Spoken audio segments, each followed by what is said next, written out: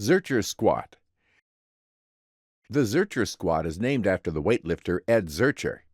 In this squat variation, we place the barbell in the elbow's crease.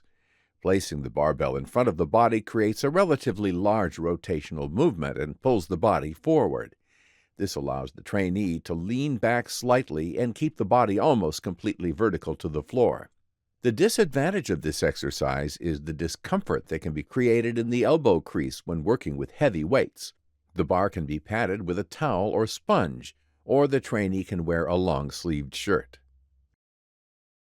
The active joints are the knee, hip, and ankle joints. The quadriceps femoris extends the knees. The gluteus maximus extends the hip with the hamstring's assistance. The gastrocnemius and soleus plantar flexes the ankle joint. The erector spinae, along with the core muscles, stabilize the torso.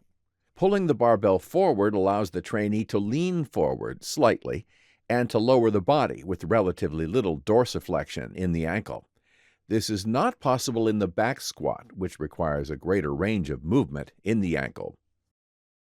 There are two usual ways to place the dumbbell on the crook of the elbows. 1. Begin with the barbell on the floor. Deadlift the bar to your thigh height and rest it on your thighs. Scoop your arms underneath the bar, and you can rest it on your elbow crease. Note, this variation isn't suitable for heavy weight.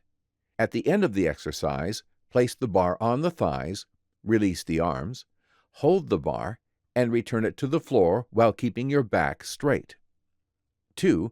Begin the exercise with the bar placed on a power rack. A variation with a kettlebell hanging in the center of a body bar. The body bar is padded and relatively thick, which might be a better option to place in the elbow crease.